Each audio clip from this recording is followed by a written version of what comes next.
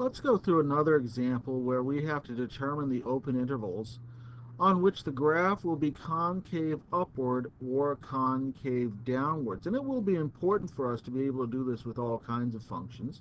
So we've got a rational function here. We want to take a look at that, which means we might have to do a little bit more work to find our derivative, but not so bad. So let's get to it right here. We've got the function f of x equals x squared plus 1 over x squared minus 1. I usually always make sure that I understand what the domain of this function is, and in this case that's pretty easy. If we set the denominator equal to 0 and solve, we find that our domain, at least in this case, is going to be the set of all x values over the set of real numbers such that x is not equal to -1 or +1. So as long as we avoid having those values in our set, we'll be okay. So let's determine the open intervals over which the graph is concave upward or downwards, which means let's take our first derivative in order to be able to find our second derivative. Well, our first derivative goes like this. It's the quotient rule. Quotient rule says take the square of the denominator, in this case x squared minus 1, just square that whole quantity. And in the numerator we take the denominator, which is x squared minus 1, and we multiply that by the derivative of the numerator. The derivative of the numerator is 2x in this case.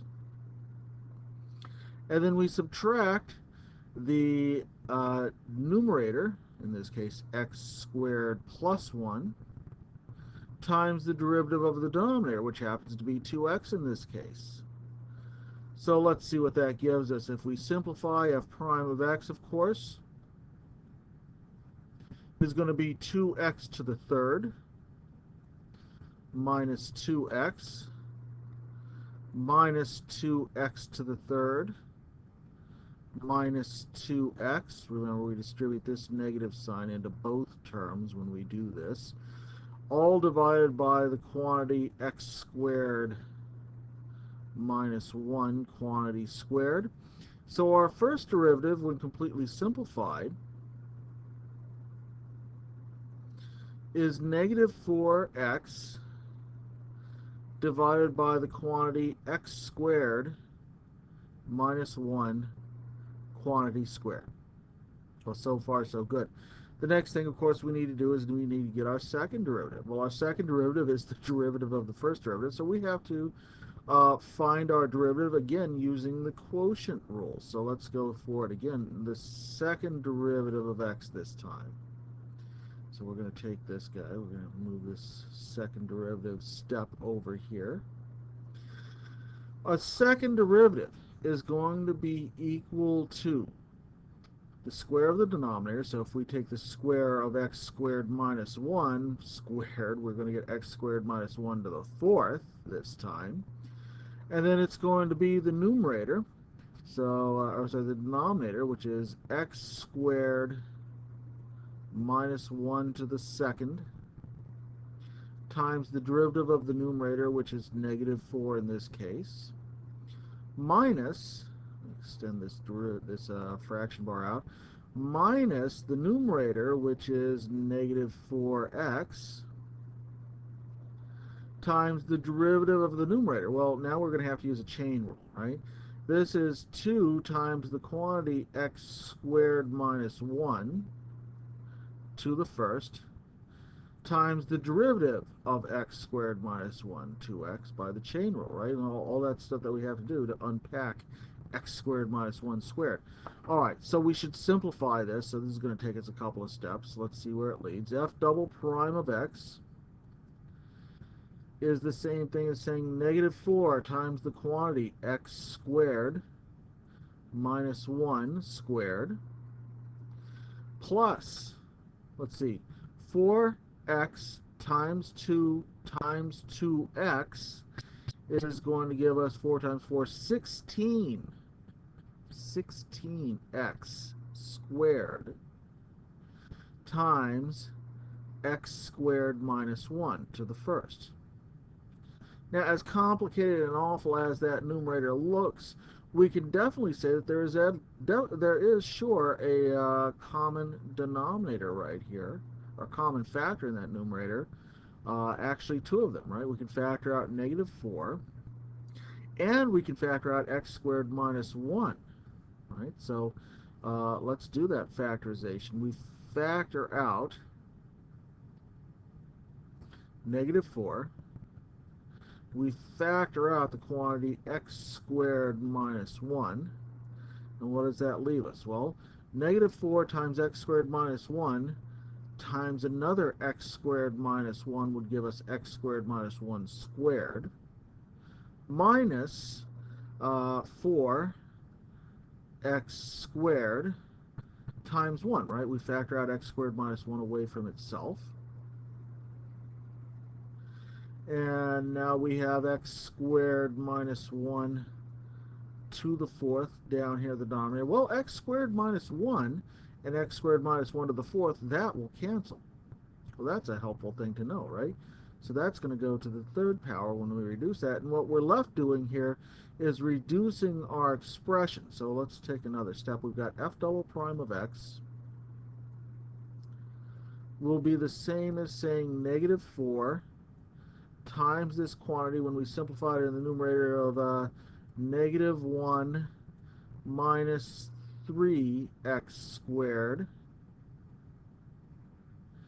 divided by the quantity x squared minus 1 to the 3rd. All right, anything else we can do? Well, I'll factor out a negative from these two terms in the numerator. So when I do that, I get 4 times the quantity 1 plus 3x squared. And that's divided by the quantity x squared minus 1 to the 3rd. All right, there's our second derivative. A little bit of extra work right here, but okay, that's not too bad. Now the question is, let's determine the open intervals on which the graph is concave upward or downward. So that means that we're going to have to determine something about the sign of f double prime of x. And we want to find out, well, where is f double prime greater than 0 or less than 0? Well, if you remember solving rational inequalities, that was basically the kind of thing where we had to look for factors or the zeros of the expression and map out on the number line where those points are and then test our expression. Now, it turns out that because of our denominator, x squared minus 1, even though that's raised to the 3rd, the only two places where we might have a sign change are at x equals negative 1 and x equals positive 1. Those are our critical numbers in this case, and so what we do is on a number line, if you recall, we should map out where those are. Let's take negative 1 right here. Let's take positive 1 right here. And we'll pick out a couple of numbers right here and just test them.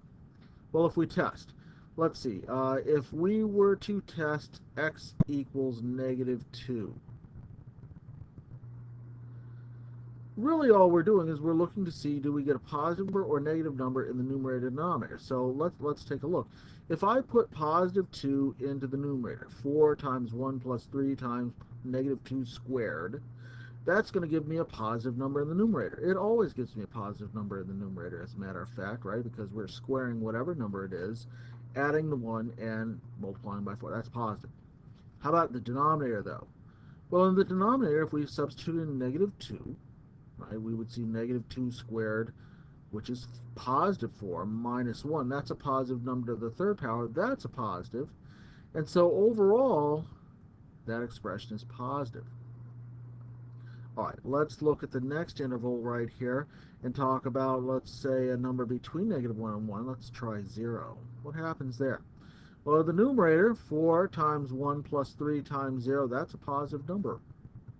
But if we look at the denominator, 0 squared minus 1 to the third power, negative 1 to the 3rd power is still negative. So overall, our expression is negative on that part of the interval.